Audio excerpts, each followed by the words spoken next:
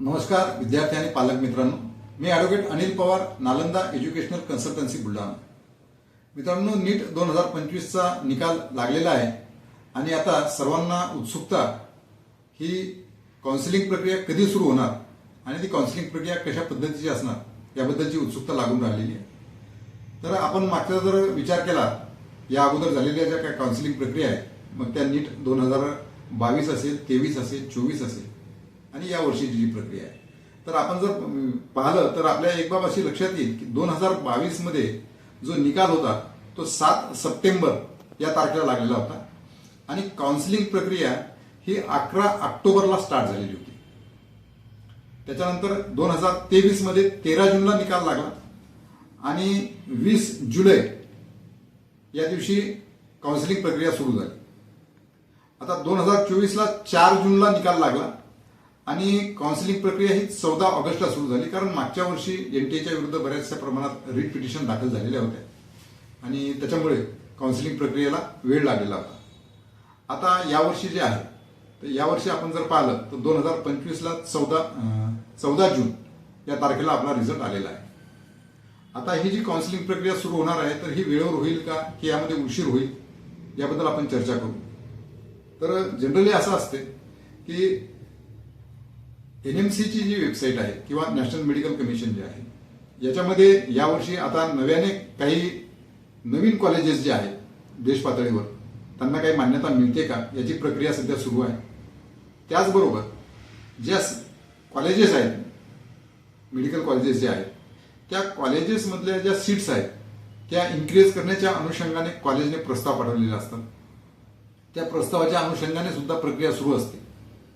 आता या सगळ्या गोष्टी झालेल्या असताना काउन्सिलिंग प्रक्रिया सुरू होण्याच्या पूर्वी एनटीए हा जो निकाल प्रसिद्ध करतो, जो 14 जूनला प्रसिद्ध करण्यात आलेला आहे, या निकालाची पूर्ण कॉपीज प्रत्येक स्टेटला पुरवण्यात येते. त्याचबरोबर एमसीसीच्या वेबसाईटला, AACCच्या वेबसाईटला, आयुषच्या अनुषंगाने हे जे सॉफ्टवेअर आहे, हे सॉफ्टवेअर प्रत्येक स्टेटला एनटीए कडून पुरवण्यात येतं. आता हे पुरवण्यामागचा उद्देश हा असतो की त्यांच्या सॉफ्टवेअरमध्ये तुमचा जो काही रँक आहे, तुमचा जो काही रोल नंबर आहे किंवा तुमचं जे काही नाव नमूद करण्यात आलेलं आहे, तेच जसंच्या तसं स्पेलिंग वगैरे सगळ्या या गोष्टी पाहूनच बाकीची प्रक्रिया ही सुरू होत असते. तर आता आपण जर पाहिलं तर निकाल जरी आपला लागलेला असला 14 जूनला, तरी आपण एक गोष्ट ही लक्षात घ्यायला पाहिजे की मध्य प्रदेश हायकोर्टामध्ये इंदोरच्या अनुषंगाने विद्यार्थ्यांनी जे पिटिशन दाखल केलेलं आहे, त्या पिटिशनच्या अनुषंगाने 75 विद्यार्थ्यांना सोडून इतर विद्यार्थ्यांचा निकाल हा जाहीर झालेला आहे. आता इतर विद्यार्थ्यांचा जो निकाल जाहीर झालेला आहे, तर साहजिकच जे 75 विद्यार्थ्यांचे जे पिटिशन आहे, त्या पिटिशनच्या अनुषंगाने मध्य प्रदेश हायकोर्टमध्ये अद्याप कोणताही निर्णय घेण्यात आलेला नाही. आता हा जो निर्णय आहे, हा निर्णय मग त्या विद्यार्थ्यांचं पुन्हा परीक्षा घ्यायची का परीक्षा घ्यायची नाही या अनुषंगाने निर्णय होऊ शकतो, किंवा त्यांना ग्रेस मार्क द्यायचे वा नाही द्यायचे या अनुषंगाने सुद्धा निर्णय होऊ शकतो, किंवा पिटिशन जे दाखल केलेले त्यावर काहीतरी एक ठोस निर्णय मध्य प्रदेश हायकोर्टाच्या वतीने घेण्यात येईल, किंवा एखाद्या वेळेस पिटिशनही रिजेक्ट केल्या जाईल. या सगळ्या ज्या काही गोष्टी आहेत, या गोष्टी या 8-15 दिवसात होतील याची काही शक्यता दिसून येत नाही.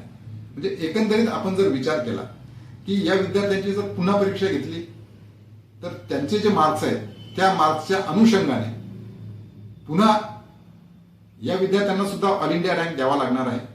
आणि पर्यायानं या विद्यार्थ्यांना जर ऑल इंडिया रँक द्यायचा आहे, तर निश्चितच अगोदर जो काही निकाल दिलेला आहे यामध्ये पुन्हा चेंजेस होण्याची पण शक्यता नाकारता येत नाही. थोडाफार ऑल इंडिया रँक कमी किंवा जास्त होऊ शकतो. तर ही जी प्रक्रिया आहे, आणि मध्य प्रदेश हायकोर्टामध्ये जी रिट याचिका दाखल आहे सध्या, तिचा निकाल लागण्यासाठी मला तरी असं वाटतंय की अजून महिना ते 1.5 महिन्याचा वेळ निश्चितपणे लागतो. आणि त्याच्यामुळं 14 जूनला जरी निकाल लागला तरी माझ्या मते मला एक असा अंदाज आहे की एक तर जुलैच्या एंडला म्हणा किंवा ऑगस्टच्या सुरुवातीच्या आठवड्यात काउन्सिलिंग प्रक्रिया सुरू होण्याचे चान्सेस आहेत. त्या अगोदर जर प्रक्रिया सुरू झाली तर ही तुम्हा आमच्या सर्वांच्यासाठी ही चांगली बाब राहील.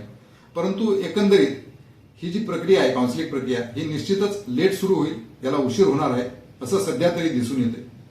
आणि त्यामुळं आपल्याकडे जो वेळ आहे सध्या, त्या अनुषंगानं ज्या विद्यार्थ्यांना चांगले मार्क्स आलेले आहेत, आपण यापूर्वीच गव्हर्नमेंट कॉलेजेसचे जे सेट स्कोर आहे किंवा मागच्या वर्षीचे जे ऑल इंडिया रँकवर जो कॉलेजेस मिळालेले आहेत त्या अनुषंगाने कट ऑफ्स टाकलेले आहेत, त्या अनुषंगाने विद्यार्थ्यांकडे सध्या कॉलेजविषयी माहिती गोळा करणे, त्याचं इन्फ्रास्ट्रक्चर, इंटेक कॅपॅसिटी, कॉलेज किती वर्षापूर्वीचे आहे, या सगळ्या अनुषंगानं माहिती गोळा करण्यासाठी भरपूर असा वेळ उपलब्ध आलेला आहे.